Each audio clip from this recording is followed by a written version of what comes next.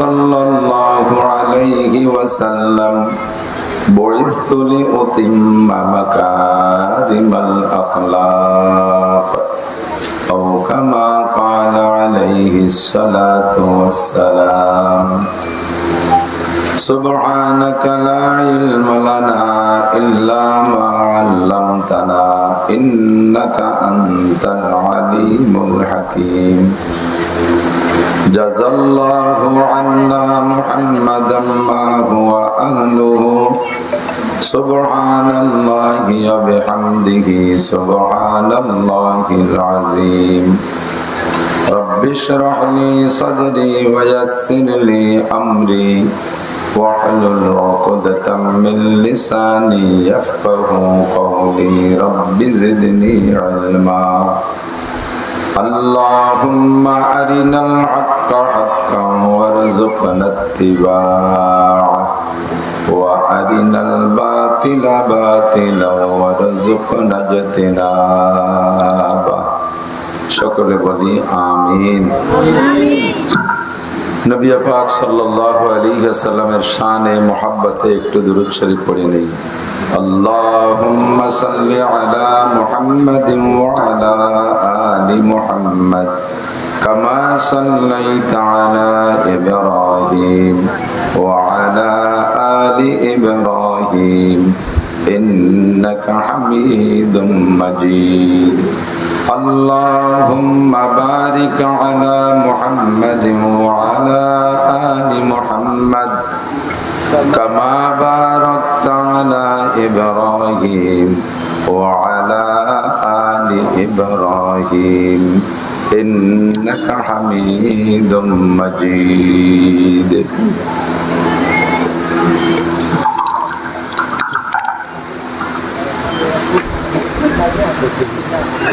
ঐতিহ্যবাহী কাশিয়ানী পোনা মার্কাজুল উলুম মাদ্রাসার উদ্যোগে রাসূলুল্লাহ সাল্লাল্লাহু আলাইহি ওয়াসাল্লামের জীবনী শীর্ষক আলোচনা ও শানে মুহাম্মদ সাল্লাল্লাহু আলাইহি ওয়াসাল্লাম মাহফিল 2023 অধ্যক্ষার মাহফিলের সম্মানিত সভাপতি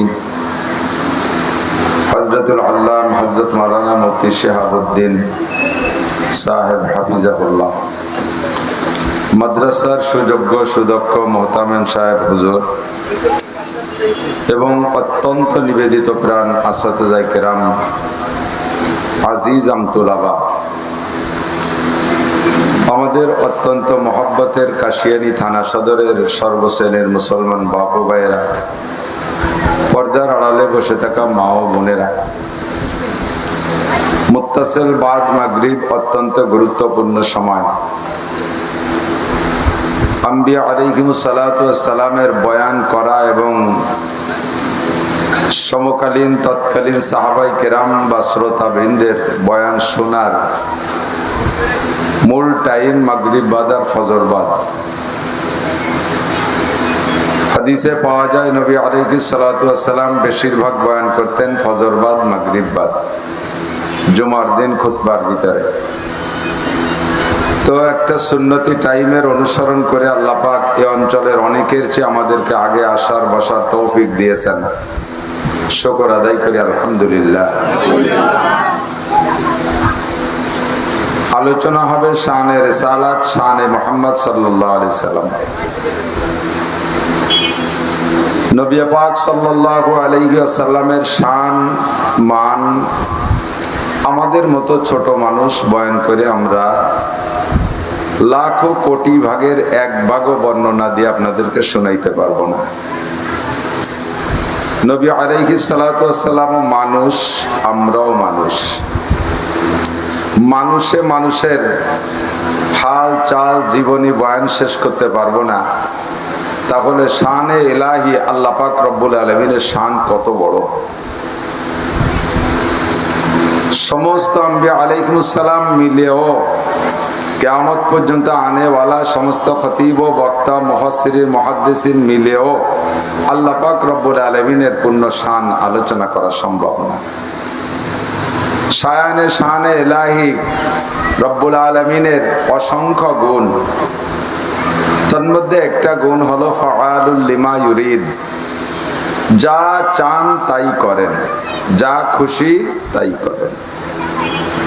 আর একটা হলো আলা কুল্লি শাইইন কাদির, যা করতে চান তা আল্লাহ তাআলা করতে পারেন। এগুন কার? আমরা এদিক সেদিক খেয়াল না করি, ওই ফ্যানটা ঘুরতেছে, লাইটটা লাগাচ্ছে, এ দেখতে তো আর আসেন নাই। আমি মাঝে মাঝে বলি, কথা বলতে গেলে যদি এরকম দেখি এলোমেলো, তখন কথাটা বলি যে বক্তারা খেজুর গাছের মতো, মুখ একটা নালি, রস পড়বে ধরবে শ্রোতারা তাদের ঠিলে দিয়ে। খেজুর গাছের ঠিলেটা যদি ঝুলাইয়া লুজ করে ঢিলা করে পাতা তাকে বাতাসে ঠেলা ধাক্কা দেয়, বাদুড়ি চামচে নাড়াচাড়া দেয়, কাঠবিড়ালিতে সরাই ফেলে, তাহলে রস ভিতরে যায় না। গাছ রস দিয়েই যাচ্ছে, ফুটাই যাচ্ছে, সারা রাত রস পড়ছে, কিন্তু গাছের নিজের দোষে সকালবেলা যাইয়া দেখবে যে গাছ ভিজে গেছে, নিচে ভিজে গেছে, কিন্তু ঠিলের মধ্যে রস নাই। ঠিলের মুখ নাড়াচাড়া করছে। এই জন্য তো আমরা বক্তারাও খেজুর গাছের মতো কোরআন হাদিসের কিছু রস ফেলানোর চেষ্টা করি। আমার 1-1.5 ঘন্টা 100 ঘন্টা সময়, এর ভিতরে আমি চেষ্টা করব কিছু রস দেওয়ার জন্য, কিন্তু আপনার ঠিলেটা যদি একবার এদিক একবার ওদিক করেন, তাহলে খালি ঠিলে নিয়ে বাড়ি যেতে হবে, রস বাড়ি যাবে না। 1 গিলাস এমনিও খেতে পারবে না, জাউ গুড় কিচ্ছু হবে না, ঠিক কিনা? এজন্য যতক্ষণ আছেন বসছেন কাছে কাছে মিলে মিলে বসতে হবে। আর মজলিসের আদব, যারা যেখানে জায়গা পাইছেন, উন্মুক্ত খোলা মাঠ, পছন্দ মতো জায়গা, ফ্যান যেখানে আছে সেখানে শ্রোতা আছে। ডেকে ডুকে গরমের মধ্যে তোর কষ্ট দিতে আনা যায় না, কিন্তু মজলিসের একটা আদব আছে। 5 জন মানুষ নিয়ে কথা বলা যায়, যদি ওই 5 জন কাছে কাছে বসে একাগ্রতার সাথে মনোযোগী হয়ে শোনে, তাহলে 5 জন নিয়ে কথা বলা যায়। আর 5000 মানুষও যদি অমনোযোগী হয়, এলোমেলো হয়, তাহলে কিন্তু কথা আসে না, কথা বলা যায় না। যারা আছেন আসছেন, সারাদিনই গরম, আজও গরম, এখনো গরম। আল্লাহ পাক রব্বুল আলামিন ইচ্ছা করে দুপুরবেলা ঠান্ডা করার জন্য একটু বৃষ্টি দিয়েছিলেন মনে হয়, অতটুক না হলে তো আরো গরম হতো।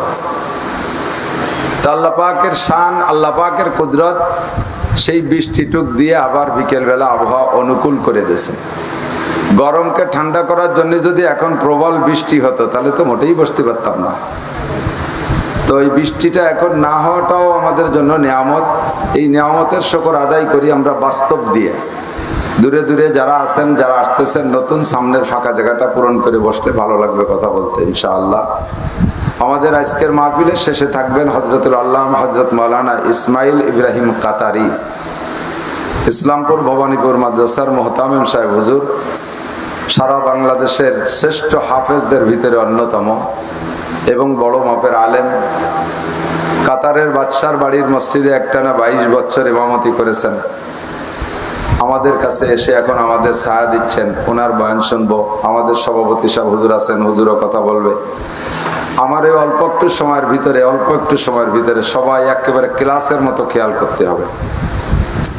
আল্লাহ পাক রব্বুল আলামিন লাখো লাখ কোটি কোটি মখলুক সৃষ্টি করেছেন। ছোট থেকে ছোট আছে, বড় থেকে বড় আছে। মহাকাশে কত আছে সেটা আমরা জানি না। বিজ্ঞানীরা মাঝে মাঝে 2-1টা নিয়ে গবেষণা করে যা আমাদের আইডিয়া দেয়। আকাশে যে তারকাগুলো আছে তার এক একটা সীমারেখা যেভাবে বলে, সেই সৃষ্টিগুলোর সামনে আমরা মানব জাতি ক্ষুদ্র থেকে ক্ষুদ্র, একেবারে কীটপতঙ্গের মতো ছোট ছোট। পৃথিবীটা কত বড়, যার আয়তন আমরা মেপে ফেলতে পারি। কতটুক পৃথিবীর বেষ্টন, আয়তন কতটুক। কিন্তু আকাশের বড় বড় এক একটা তারকা, একটা গ্রহ, নক্ষত্র কত বড়, যা কোনো কিছু দিয়ে মাপা সম্ভব না।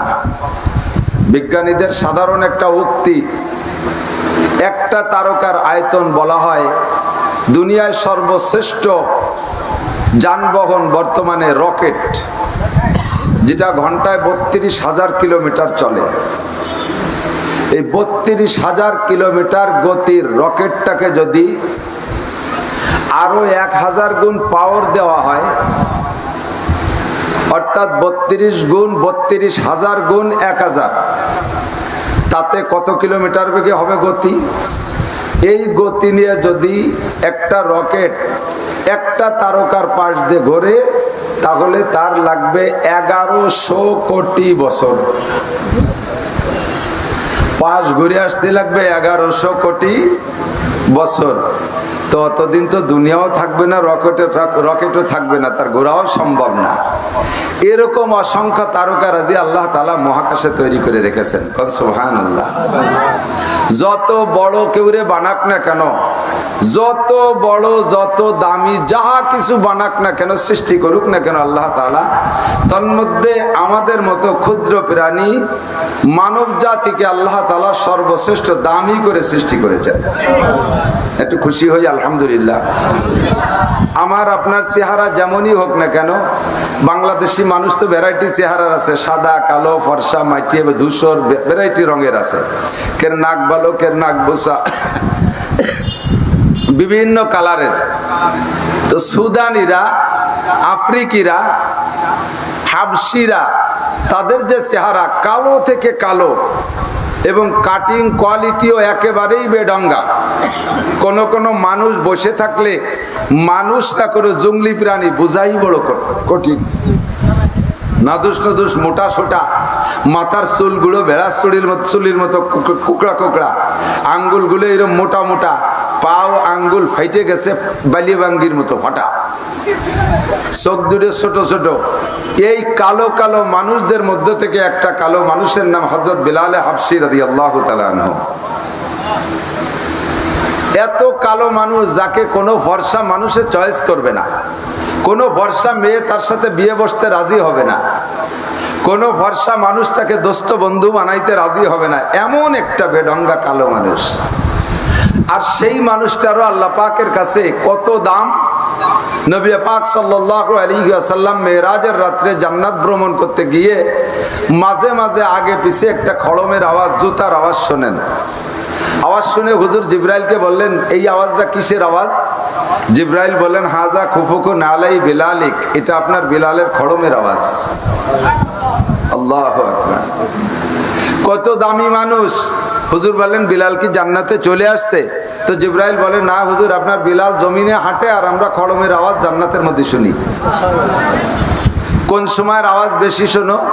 কয় যে আপনার বিলাল যখন ওযু বানাইয়া তাহিয়াতুল ওযু নামাজ পড়ার জন্য হেঁটে যায়, তো ওযুর স্থান থেকে যায় নামাজ পর্যন্ত যাইতে যে পথটুক হাঁটে, ওই পথটুক সে যেন জান্নাতের মধ্যে দিয়ে হাঁটে। আল্লাহু আকবার। বুজুর্গানে দিন বলেন, আদমিয়াত লাহমু শাহমু পোস্তেনিস, আদমিয়াত লাহমু শাহমু পোস্তেনিস, আদমিয়াত জুজরি যায় দোস্তেনিস, গর্বা সুরত আদমি ইনসাবুদে, আহমদ আবু জাহলে হামেক সাবুদে। চেহারার নাম, স্বাস্থ্যর নাম, বস্তাখানিক সার্টিফিকেট সংগ্রহ করার নাম মানবতা নয়। যদি এগুলোর নামে মনুষ্যত্ব হতো, তাহলে আবু জাহেল হতো সবচেয়ে দামি, যার চেহারা হুজুর আলাইহিস সালাতু ওয়াস সালামের চেহারার সাথে অনেকটা মিল ছিল। একেবারে টলমলে সিমসাম ফিগারের মানুষ, বংশমর্যাদায় আরবের ভিতরে অন্যতম বংশের, শিক্ষা জগতে সারা পৃথিবীতে শ্রেষ্ঠ দুই একজনের একজন, আর ক্ষমতার বলে সৌদি আরবের গভর্নর। এরপরও তার নাম আবু জাহেল, মূর্খদের বাবা। জান্নাতে এক সেকেন্ডও যাবে না। আর বেলাল হাবশী রাদিয়াল্লাহু তাআলা আনহু জান্নাতে যাবে কি যাবে না? নবী দুনিয়ার থেকেই বিলালের ইন্তেকালের আগেই তার খড়মের আওয়াজ জান্নাতের মধ্যে শুনে আসছে। জান্নাতের একটা উদ্বোধনী আছে, জাহান্নামের একটা উদ্বোধনী আছে। আমাদের এই পদ্মা সেতুর উদ্বোধন হয়েছে না, তারপরে আমাদের কালনা সেতুর উদ্বোধনী হয়েছে না। সেতুটা যেমন তার উদ্বোধনের পার্টিও তেমন। পদ্মা সেতু উদ্বোধনের জন্য প্রধানমন্ত্রী নিজে আসছেন, প্রেসিডেন্ট আসছেন, কালনা সেতুর জন্য কিন্তু আসেন নাই, ওখানে মন্ত্রী পাঠিয়ে দিয়েছিলেন, ঠিক না? তো প্রতিষ্ঠানটা যেমন তার উদ্বোধনী সেরকমই হয়। জান্নাতকে আল্লাহ তাআলা উদ্বোধন করবেন, জাহান্নামকে আল্লাহ তাআলা উদ্বোধন করবেন। তো জান্নাতকে উদ্বোধন করবেন কাকে দিয়া? আমার নবী, আপনার নবী, বিশ্ব নবী মুহাম্মদুর রাসূলুল্লাহ সাল্লাল্লাহু আলাইহি ওয়াসাল্লামকে দিয়ে আল্লাহ তাআলা জান্নাত উদ্বোধন করবেন। সর্বপ্রথম জান্নাতে যাবে কে? আমাদের নবী। কন্যা সুবহানাল্লাহ। আরে ভাই, আমরা তো সেই নবীর উম্মত। আমরা বর্তমানে গোপালগঞ্জের একটু গর্ব করি, যে যে দল করি না করি, বাইরে যে খায়, বাড়ি কিন্তু গোপালগঞ্জ, ছোট্ট একটা কলার জাড়ি দেই। আমাদের গোপালগঞ্জ নিয়ে বর্তমানে একটা গর্ব আছে। অন্যান্য জেলার নেতারা, বড় বড় নেতাদের ভিতরে যতটুক আনন্দ আছে আমলিগ করে, আমরা গোপালগঞ্জে সাধারণ আমলিগ না করেও বসবাস করে তার চাইতে বেশি ক্রেডিট দেখাই। তো আমাদের নবী মুহাম্মদুর রাসূলুল্লাহ সাল্লাল্লাহু আলাইহি ওয়াসাল্লাম আদম আলাইহিস সালামের আগে, ইব্রাহিম আলাইহিস সালামের আগে, নূহ আলাইহিস সালামের আগে, ঈসা মুসা আলাইহিস সালামের আগে, ইসমাঈল ইয়াকুব আলাইহিস সালামের আগে, সব নবীদের আগে আমাদের নবী জান্নাতে যাবে। এটা আমাদের ক্রেডিটের বিষয় না? আমরাও নবীর সাথে থাকবো ইনশাআল্লাহ। আসতেছে আলোচনার ভিতরে ইনশাআল্লাহ।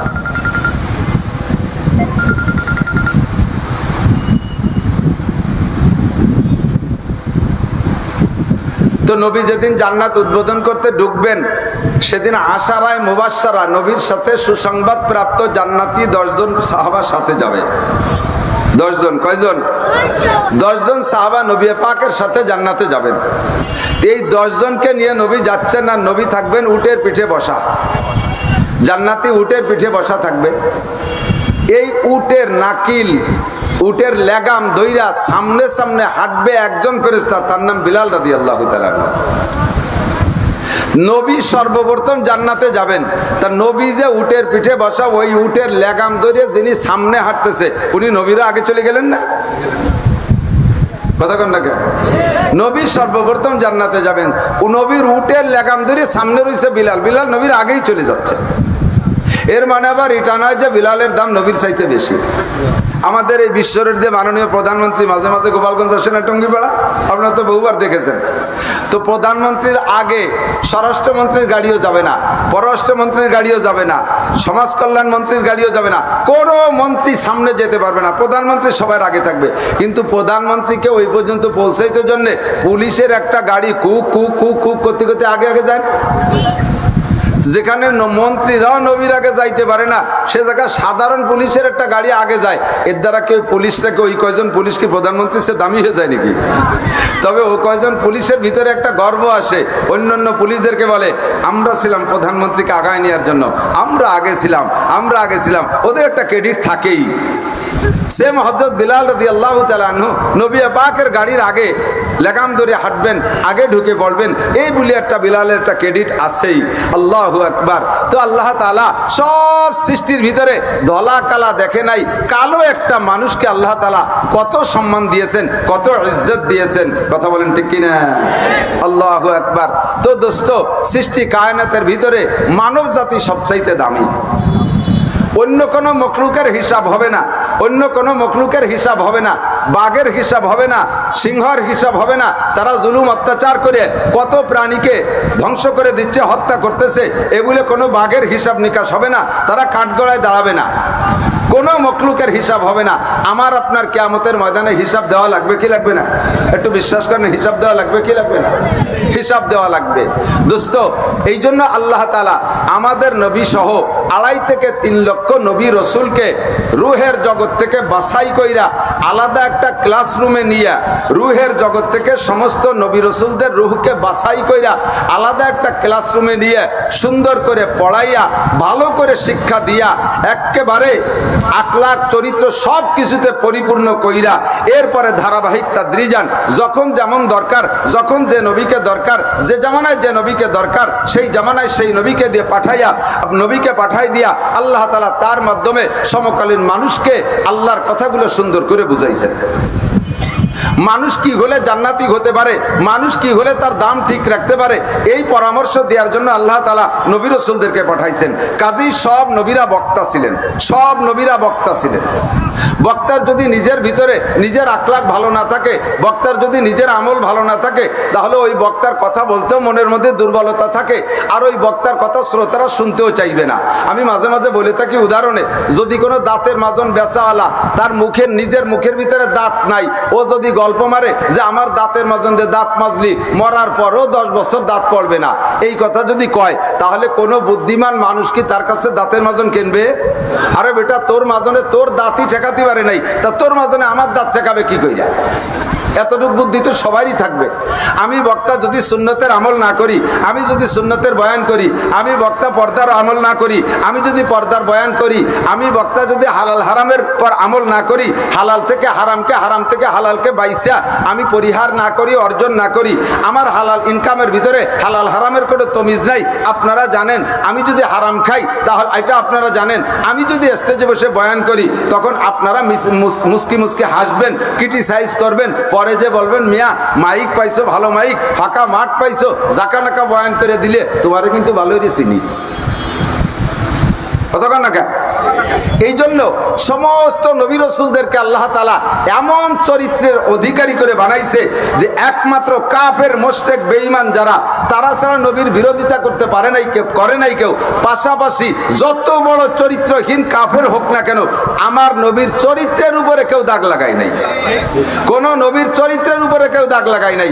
সমকালীন যে জামানায় নমরুদ বড় বেয়াদব, ইব্রাহিম আলাইহিস সালামের সাথে বেয়াদবি করছে পর্যাপ্ত, তাকে আগুনের ভিতরে পোড়াইছে পর্যন্ত, কিন্তু বলতে পারে নাই যে ইব্রাহিম লুচ্চা ছিল, ইব্রাহিম মিথ্যাবাদী, ইব্রাহিম মদ গাঁজা ইয়াবা খায়, ইব্রাহিমের বাড়ির ভিতরে পর্দা নাই, এটা ওটা সেটা, চারিত্রিক যত দোষ, একটা দোষও ইব্রাহিম নবীর সম্পর্কে দিতে পারে নাই।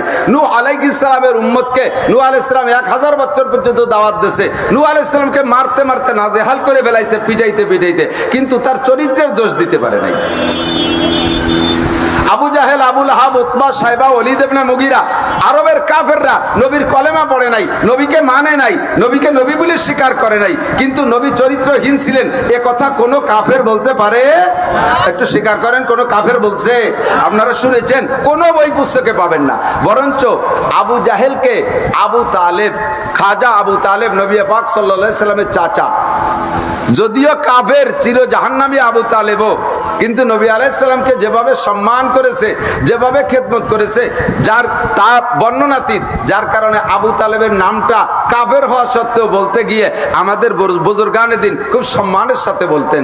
আমি বরিশালে হুজুর রহমাতুল্লাহ আলাইহি, ঘরডাঙ্গার শাইখুল হাদিস, বরিশালে হুজুরের কাছে এভাবেই বলতে শুনেছি, খাজা আবু তালেব। এজন্য সে থেকে আমিও বলি, সম্মান আমিও দেই, কিন্তু কাফের। খাজা আবু তালেব আবু জাহেলকে নির্জনে ডাইকে নিয়ে বলতেছে, আচ্ছা ভাইজান কন্ত, এই যে মুহাম্মাদের কথা আপনি মানেন না, আমি মানি না, ও কি কোনোদিন মিথ্যে কথা কয়? মুহাম্মদ কোনোদিন মিথ্যে কথা বলছে? আবু জাহেল কয় না, তা আমি করতে পারবো না। কয় মুহাম্মদ কি চারিত্রিক ভাবে কোনো দোষে দোষী আপনি বলতে পারবেন? কয় না, তা বলতে পারবো না। মুহাম্মদ কি সিটার বাটপার? কয় না, তা বলতে পারবো না। মুহাম্মদ কি ফাঁকিবাজ লম্পট? কয় না, তা বলতে পারবো না। মুহাম্মদ কি কের হক নষ্ট করে? না, তাও বলতে পারবো না। সে কি কোনোদিন কাউকে গালি দিছে? কয় না, তাও বলতে পারবো না। তাহলে সব গুণে সে গুণী, তার যার কারণে আমি আপনি আমরা সবাই থেকে আলামিন বললাম, তাই তার কলেমাটা পড়লি অসুবিধে কি? তা আবু জাহেল কয় যে আবু তালেব, মুহাম্মদ যে আল্লাহর নবী এর মধ্যে কোনো সন্দেহ নাই। কন্যা সুবহানাল্লাহ, মুহাম্মদ আল্লাহর নবী এর মধ্যে কোনো সন্দেহ নাই। তার কাছে কোরআন আসে এর মধ্যে সন্দেহ নাই, তার কাছে জিবরাইল আসে এর মধ্যে সন্দেহ নাই। সে কবর আযাবের কথা বলে এ কথাও সত্য, হাসর হবে এ কথাও সত্য, মিজান আছে এ কথাও সত্য, ফুলসিরাতের কথা বলে তাও সত্য, কিন্তু আমি স্বীকৃতি দিতে পারতেছি না। বিশ্বাস করি কিন্তু স্বীকৃতি দিতে পারতেছি না। স্বীকৃতি দিলে আমার ক্রেডিট থাকে না, আমার মর্যাদা থাকে না। এই আমার ব্যক্তি মর্যাদার দিক তাকাইয়া তারে স্বীকৃতি দিচ্ছি না, এই জন্যই শুধু লড়াপেটা করি। আর কোনো দোষ মুহাম্মাদের? আমার নবী সাল্লাল্লাহু আলাইহি ওয়াসাল্লামের সিরাত আর আখলাক সম্পর্কে কাফেরদের কাছে জিজ্ঞেস করলেও, বড় বড় কাফের যারা শিক্ষিত পণ্ডিত, তারা আমার নবীর চরিত্রের প্রশংসা করতে বাধ্য। কথা বলেন ঠিক ঠিক না? ও দোস্ত, আমাদের অনুসরণীয়, অনুকরণীয়, যাদের কথা শুনি, মানি বা শুনবো, মানবো, বুঝবো, এরকম বহুত বড় বড় মানুষ আমাদের কাছ থেকে চলে গেছে, যাদেরকে আমরা মহামনীষী বলি। আমাদের সিরিয়ালের ভিতরে আমার নবীর উম্মতের মধ্যেও মুসলমান অমুসলমান সর্ব লাইনে খুঁজলে খুললে পাবেন বড় বড় জ্ঞানী গুণী বুদ্ধিজীবী শিক্ষিত পণ্ডিত ঈশ্বরচন্দ্র বিদ্যাসাগর, এরকম বড় বড় পণ্ডিত আমাদের ভিতর দিয়ে অনেক চলে গেছে, হিন্দুদের ভিতরে, খ্রিস্টানদের ভিতরে, যারা এত বড় বড় জ্ঞানী গুণী বিজ্ঞানী যে এই সমস্ত যন্ত্রপাতিগুলো তারা আবিষ্কার করছে, কারেন্ট আবিষ্কার করছে, মোবাইল আবিষ্কার করছে, কম্পিউটার আবিষ্কার করছে, বিমান বানাইলো, মহাকাশে যায়, চাঁদের দেশে যায়, মঙ্গল গ্রহে যায়, মধ্য আকর্ষণে স্টেশন বানায়, অবশ্যই তারা জ্ঞানী গুণী। বিভিন্ন স্কুল কলেজের পাশে ওয়ালের গায়ে আমি মাঝে মাঝে দাঁড়ায় দাঁড়ায় গাড়ি স্লো করে দেখি, এই স্কুল কলেজওয়ালারা তাদের স্কুলের ওয়ালে এই বড় বড় মহামনীষীদের নীতি কথা, নীতি বাক্য এগুলো সুন্দর সুন্দর করে লিখে রাখছে, অমুকে এইটে বলছে, অমুকে এইটে বলছে, অমুকে এইটে বলছে, এরকম এক একজনের নামে 8টা 10টা করে লেখা দেখি। এই নীতি কথা সব যারাই বলুক, হিন্দুরা বললো যদি কথাটা ভালো হয় তাহলে গ্রহণ করা যায়, খ্রিস্টানও যদি বলে ভালো কথা তাহলে সেটা শোনা যায়, দেখা যায়, এবং সে অনুযায়ী চললেও খারাপ হবে না। তো আমি বলতে চাই, যত বড় জ্ঞানী গুণী বিজ্ঞানী পণ্ডিত দুনিয়া আসুক আর যত নীতি কথা বলুক, এমন একজন মানুষের দুনিয়ায় আসে নাই উম্মতে মুহাম্মাদের ভিতরে যার একজন মানুষের পরিপূর্ণ নীতি কথায় গোটা মানব জাতি সুন্দরভাবে চলতে পারে, আর কাহারও কথা মানা লাগে না, ওই একজনের কথাই যথেষ্ট। এরকম একটা মানুষও আসে নাই যে একজন মানুষ এত নীতি কথা বলছে যা দিয়ে গোটা মানব জাতির সভ্যতা, ভদ্রতা, আদর্শ, শিষ্টাচার, কালচার সবকিছু সুন্দর হবে, এরকম পরিপূর্ণ নীতি কথা বলনেওয়ালা একজন মানুষ আসে নাই। কেউ 10টা বলছে, কেউ 20টা ভালো কথা বলছে, কেউ 50টা নীতি কথা বলছে, কেউ 100-200 নীতি কথা বলছে, কিন্তু আমার নবী, আপনার নবী, বিশ্ব নবী মুহাম্মদুর রাসূলুল্লাহ সাল্লাল্লাহু আলাইহি ওয়াসাল্লামকে আল্লাহ তাআলা এমন আখলাক, এমন চরিত্র, এমন যোগ্যতা দিয়ে পাঠিয়েছে যার নীতি কথা লক্ষ লক্ষ ইমামে বুখারী রাহমাতুল্লাহ আলাইহি, যার নীতি কথা মানে হাদিস, যার নীতি কথা সহিহ নীতি কথা ইমামে বুখারী একা 6 লক্ষ মুখস্থ করেছিলেন।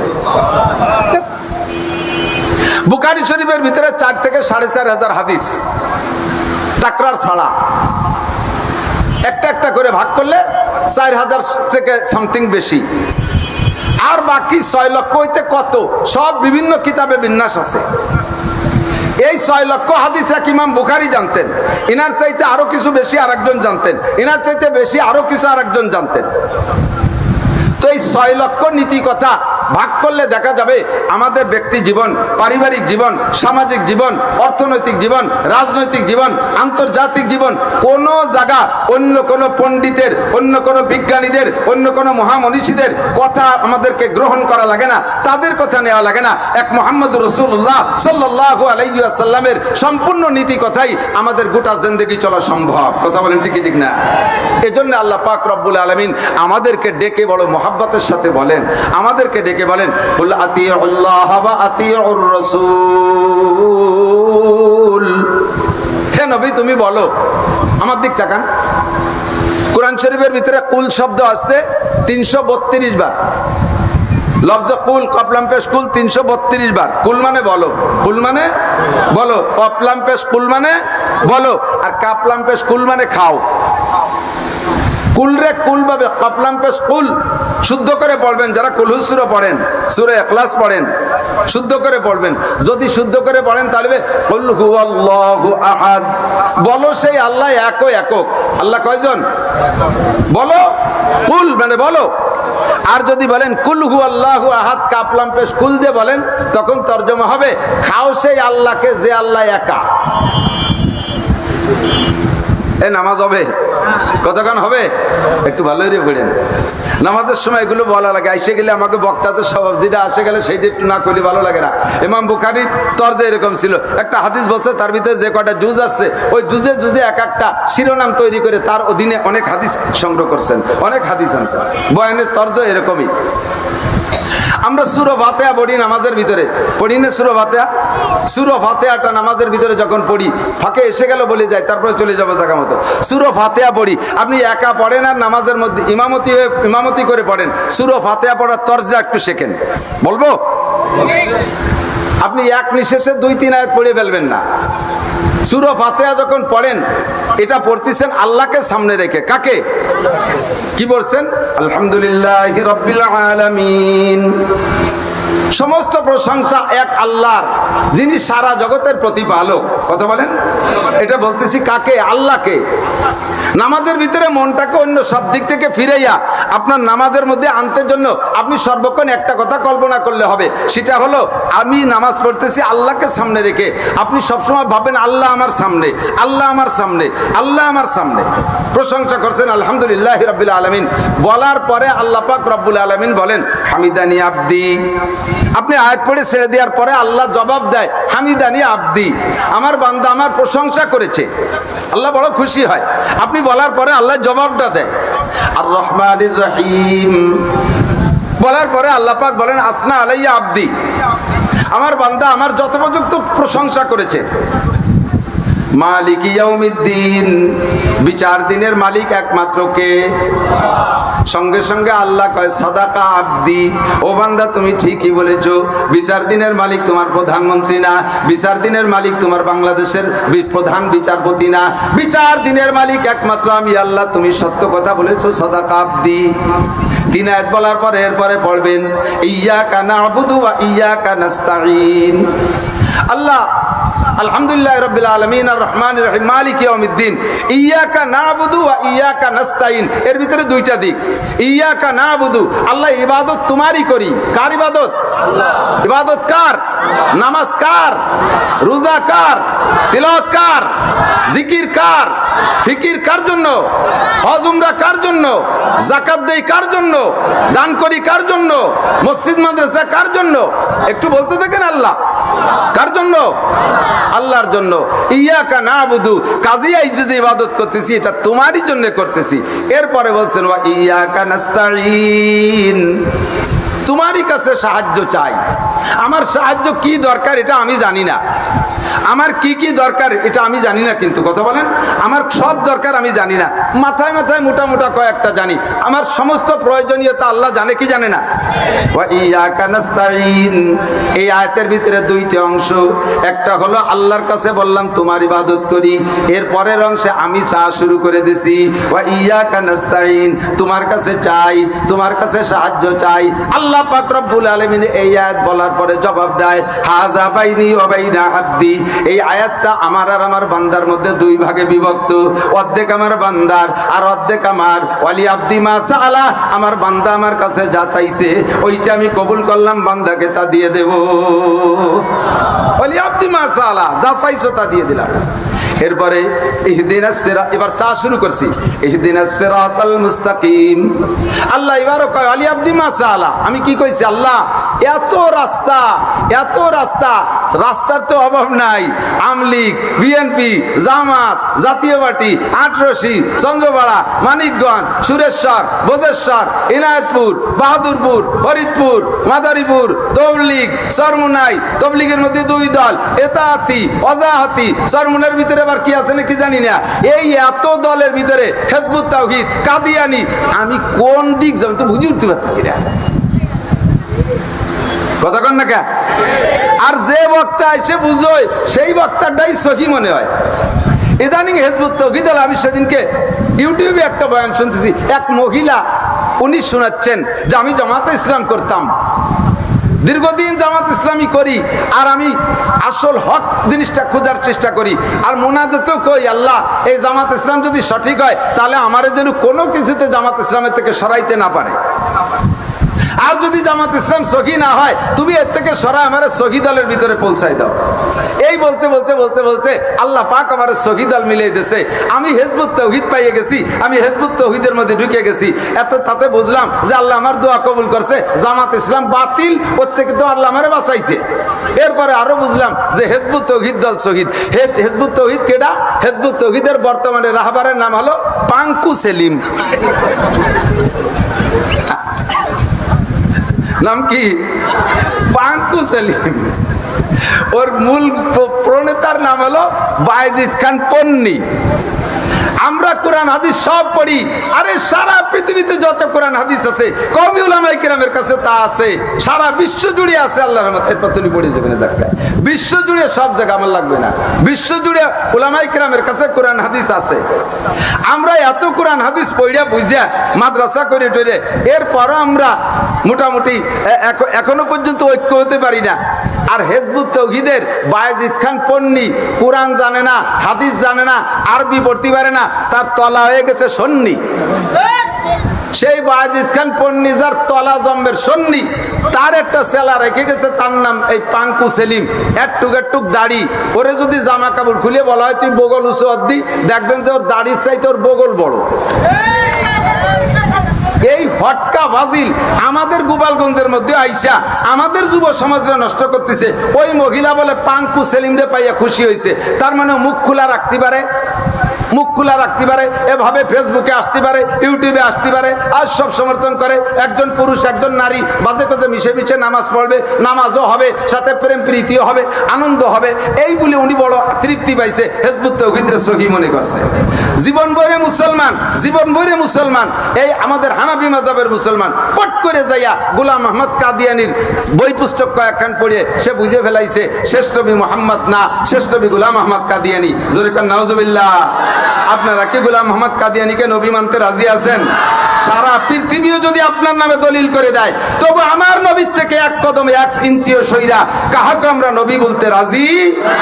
সমস্ত উলামায়ে কেরাম আমাদের সামনে, কোরআন হাদিস সামনে, আমরা হিজবুত তাওহীদের ওই পাঙ্কুর কথা শুনতে রাজি।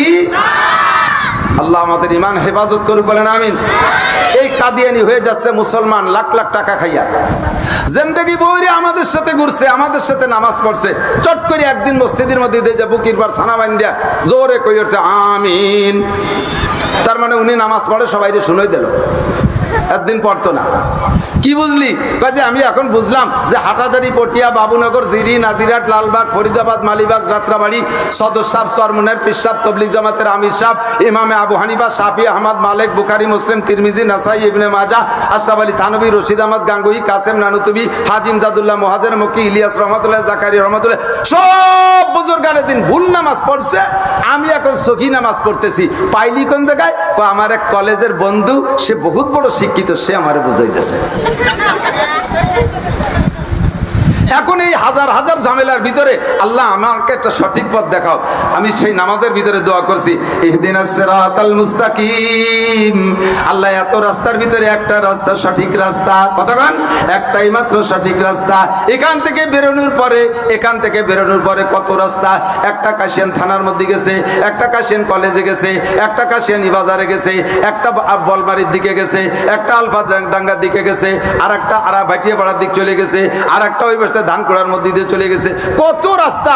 আল্লাহ আমি ঢাকা যাবো কোন রাস্তায় দিয়ে? আমরা উলামায়ে কেরাম বা কোনো ভালো অভিজ্ঞ মানুষ কইলেও তুমি এখান দিয়ে ওইটা একটু আগাইলে দেখবা মোটা মোটা মাঝখানে দাগ দেওয়া রাস্তা আছে, ওইটার নাম বিশ্ব রোড। ওই বিশ্ব রোড দিয়ে তুমি বাম দিক রওনা দিবা, তাহলে তুমি ঢাকা চলে যাইতে পারবা। ওইটা হলো ঢাকা যার সিরাতে মুস্তাকিম। ও বন্ধু, সারা উলামায়ে কেরাম, সমস্ত আহলে হক উলামায়ে কেরাম মিলা যেই রাস্তাটাকে বলেছে সিরাতে মুস্তাকিম, ওইটা হলো মুহাম্মদুর রাসূলুল্লাহ সাল্লাল্লাহু আলাইহি ওয়াসাল্লামের রাস্তা। হুজুর বলেন মানা আলাইহি ওয়া আসহাবি, সিরাতে মুস্তাকিম চেনো না? আমি বলে দেই, মানা আলাইহি ওয়া আসহাবি, যেই তরিকার উপরে আমি আছি, আমার সাহাবায়ে কেরাম আছে, আমার সাহাবায়ে কেরাম আছে, আমার সাহাবায়ে কেরামদের পরে আসবে তাবেঈন, তারা যেই তরিকায় থাকবে, তারপরে আসবে তাবেঈন, তারা যে তরিকায় থাকবে। এরপরে বলেন লা তাজতামি উম্মতি আলা দালালা, আমার উম্মতের উলামায়ে কেরাম ভ্রষ্টতার পর একমত হবে না। সমকালীন একদল উলামায়ে কেরাম থাকবে হকের উপরে, তাদের পথ অনুসরণ করো, তাদের দেখা দেখো, যাদের কথায় কাজে মিল আছে তাদের অনুসরণ করো। আল্লাহ পাক বলেন কুল আতিউল্লাহ, হুকুম মানবো একমাত্র কার? আল্লাহ। ওয়া আতিউর রাসূল, আর আমার জীবন চলার পথে যত বিধিবিধানের দরকার আছে এই বিধিবিধানগুলো ব্যাখ্যা করে বিশ্লেষণ করে বুঝাই দিয়ে গেছেন বিশ্বনবী মুহাম্মদুর রাসূলুল্লাহ সাল্লাল্লাহু আলাইহি সাল্লাম। আমাদেরকে তার অনুসরণ করার কথা বলেছেন আল্লাহ। কথা বলুন ঠিক ঠিক না? এরপরে নবী আল্লাহ পাক আমাদেরকে নিজে স্টেজে বৈশা কোরআন হাদিস তো বুঝাই দিয়ে যায়নি। কোনদিন আল্লাহ কোন মাহফিল করে সে জায়গাকে আল্লাহ তাআলা ওয়াজ করে বুঝাইছে কেউ রে? বোঝেন নাই কথা। আল্লাহ তাআলা মুসা আলাইহিস সালাতু ওয়াস সালামের একটা দলরে নিজে ওয়াজ করেছিলেন। মুসা আলাইহিস সালাতু ওয়াস সালামের একটা দলকে, উনার সাহাবীদের একটা দলকে, বনি ইসরাইলের 70 জন মানুষকে নিয়ে আল্লাহ তাআলা নিজে একটা মাহফিল করছিলেন। এছাড়া দুনিয়ার কেউ নিয়ে আল্লাহ তাআলা মাহফিল করে নাই। ওই মাহফিলের ভিতরে আল্লাহ লম্বা চড়া কথা বলে নাই। আল্লাহ তাও বলেছিলেন, মা তাকুমুর রাসূলু ফাকুযুহু ওয়া মা নাহাকুম আনহু ফান্তাহু। আমার নবী মুসা যা বলে, যেটা ধরতে বলে ওইটা ধরো, যেটা ছাড়তে বলে সেইটা ছাড়ো। 2 নম্বর কথা, মা ইয়ান্তিকু আনিল হাওয়া ইন হুয়া ইল্লা ওয়াহিয়ুহা। আমার মুসা নিজের পক্ষ থেকে বানায় কোনো কথা বলে নাই। তাওরাতের মধ্যে যা আছে সবই আমি আল্লাহর বাণী। এই কথাটা মানো। লম্বা কিসসা, তারা তা মানে নাই। একের পর এক তাদের পর গজব শুরু হয়ে গেছে। ও দোস্ত, আল্লাহর হুকুম মানবো, আল্লাহ আমাদেরকে ওয়াজ করে শুনাই দিয়ে যান নাই। আল্লাহ পাক রব্বুল আলামিন ওয়াজ করার জন্য কাবিল, যোগ্য, পারফেক্ট, 100% পরিপূর্ণ চরিত্রের অধিকারী, 100-এ 100 যোগ্য মানুষ একজনকে আল্লাহ তাআলা তৈরি করে আমাদের কাছে পাঠিয়েছেন। কথা বলেন ঠিক কিনা? তার নাম মুহাম্মাদুর রাসূলুল্লাহ। ঠিক না? হুজুর বলেন, উতিতু মুআল্লিমান বুইস্তু মুআল্লিমান। আল্লাহ তাআলা আমাকে উস্তাদ হিসেবে পাঠাইছে। ওমা বুইস্তু মুতাআল্লিমান। আল্লাহ আমারে দুনিয়ার কোনো মানুষের ছাত্র হিসেবে পাঠাই নাই। নবী পাকের উস্তাদ দুনিয়ায় কেউ নাই। আমাদের নবীর কোনো উস্তাদ নাই দুনিয়ায়। আমার নবী উস্তাদ, আমার নবী নিজে উস্তাদ। দুনিয়ায় যত বড় জ্ঞানীগুণী বিজ্ঞানী পণ্ডিত আসুক না কেন, যত বড় শিক্ষিত আসুক না কেন, সব শিক্ষিত পণ্ডিত আর বিজ্ঞানীদেরকে আমার নবীর সামনে বসাই দেওয়া হবে। নবীকে কখনো প্রশ্ন করে আটকাইতে পারবে? কথা বলেন, পারবে? হযরত আব্দুল্লাহ ইবনে সালাম রাদিয়াল্লাহু তাআলা আনহু বহুত বড় ইহুদি আলেম ছিলেন। উনি আব্দুল্লাহ ইবনে সালাম মদিনার বাসিন্দা, ইহুদিদের বড় আলেম ছিলেন। তৎকালীন বলা হতো সারা দুনিয়ায় ইহুদিদের সবচেয়ে বড় আলেম আব্দুল্লাহ ইবনে সালাম। কেউ কেউ বলতেন যে উনি তাওরাতের হাফেজও ছিলেন। তো নবী পাক মক্কা থেকে যখন মদিনায় গিয়েছেন, আব্দুল্লাহ ইবনে সালাম রাদিয়াল্লাহু তাআলা আনহু নবী পাক কি সঠিক নবী কিনা এই প্রমাণ করার জন্য, এর তাহকিকের জন্য উনি 3টে প্রশ্ন গুছাই নিয়ে গেছেন। 3টে প্রশ্ন নিয়ে গেছে। এই 3 প্রশ্নের জবাব উনার জানা মতে কোন নবী রাসূল ছাড়া দিতে পারবে না। সরাসরি এই 3 প্রশ্নের জবাব কোন নবী রাসূল ছাড়া দিতে পারবে না। আর বর্তমান বিশ্বে কোন নবী নাই, যদি ইনি মুহাম্মদ সঠিক নবী হয় তাহলে এই 3 প্রশ্নের জবাব দিতে পারবে। আব্দুল্লাহ ইবনে সালাম রাদিয়াল্লাহু তাআলা আনহু প্রথম দিন নবী যখন মদিনায় গেছেন, এই প্রশ্ন 3টে নিয়ে হুজুরের কাছে গেছেন প্রশ্ন করবেন। কিন্তু সামনে যাইয়ে বইসা দেখিয়া হুজুরের চেহারা দেখে সে প্রশ্ন করার কথা ভুলেই গেছে। বলতে বাধ্য, আরে আমি যার কাছে প্রশ্ন করে তাকে নবী বলে সত্যায়িত করব, উনার কাছে প্রশ্ন লাগবে না, উনার চেহারাই প্রমাণ করে। এই চেহারাটা কোনোদিনও কোনো মিথ্যাবাদীর চেহারা হতে পারে, এটা কোনো ধোঁকাবাজের চেহারা হতে পারে না, এটা কোনো লম্পটের চেহারা হতে পারে না, এটা কোনো পাগল মাতালের চেহারা হতে পারে না। এটা একমাত্র মুহাম্মদুর রাসূলুল্লাহ সাল্লাল্লাহু আলাইহি ওয়াসাল্লামই হবেন, এর মধ্যে কোনো সন্দেহ নেই। এবার প্রশ্ন করছেন, তার পরের দিন আইসা নবী পাক একের পর এক সব প্রশ্নের জবাব সুন্দর করে দিয়ে দিয়েছেন।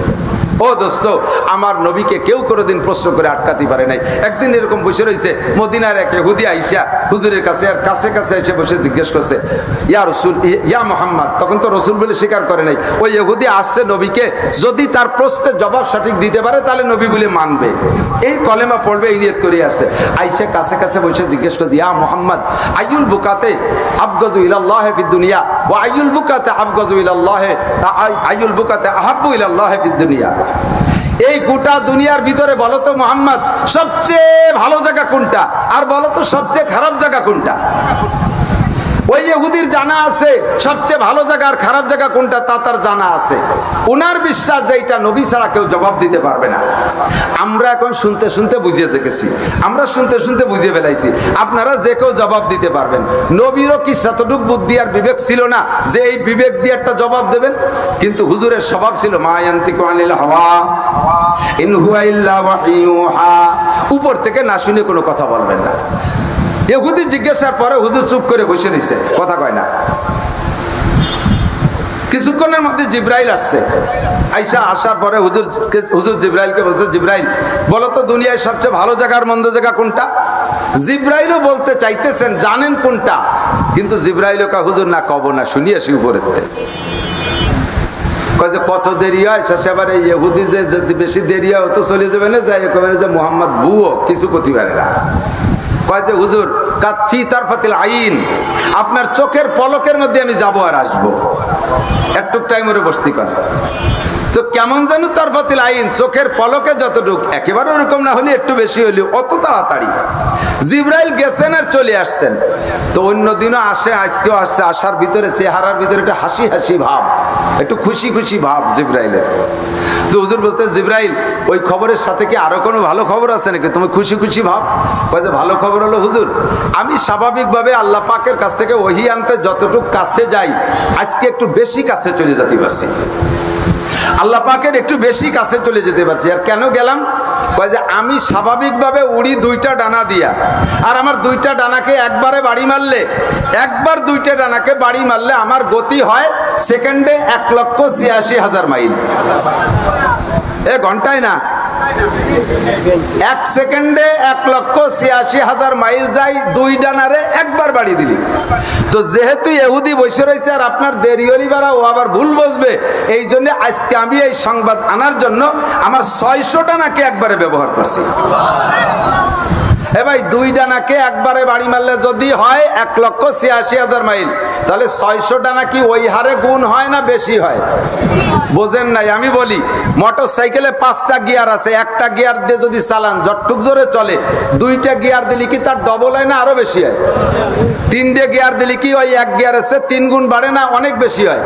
4 গিয়ার দিলে কি 1 গিয়ার এসে 4 গুণ বাড়ে ক্ষমতা নাকি আরো বেশি হয়? 5টা গিয়ার যদি থাকে মেরে দেন, তারপরে এবার হিসাব করেন 1 গিয়ারে যত চলতো 5 গিয়ারে তার 5 গুণ হয় না, 100 গুণ বেশি হয়ে যায়, ঠিক না? তা আমার দুই পাখায় যদি 1,86,000 মাইল হয়, 600 ডানারে মারলি কত জোরে হয়? এবার যানবাহনটা যত দ্রুত হয় ওরে ব্রেক করতে সময় লাগে তত বেশি, ঠিক না? রেলগাড়িটা ব্রেক করতে হয় 1 কিলোমিটার দূরত্বে, বাসে ব্রেক করতে হয় 50 মিটার দূরত্বে, বিমানে ব্রেক করা লাগে বহু দূরত্বে, নামতে নামতে মাটিতে ভরিয়ে ঘড়িতে 3 মাইল চলে যায়, ঠিক কিনা? তা আমার এই দুই ডানা যে যাইতে যাইতে জায়গা মতো যাইতাম, আর আজকে 600 ডানা ব্যবহার করে উড়ছি, আমার গতি থামাতে থামাতে আমি আল্লাহর একেবারে নিকটে চলে গেছি। ওয়াকানা বাইনি ওয়া বাইনাল্লাহি মা কানা বাইনি ওয়া বাইনাল্লাহি ইল্লা হিজাবাল কিবরিয়া, আমার আর আল্লাহর মাঝে শুধু আল্লাহর বড়ত্বের চাদরের পর্দা ছাড়া কোনো পর্দা ছিল না। তা আমি বেশি নিকটে যেতে পারছি আজকের খবরটা আনতে, এই জন্য একটু খুশি লাগতেছে। তা বলো কি আনছো খবর?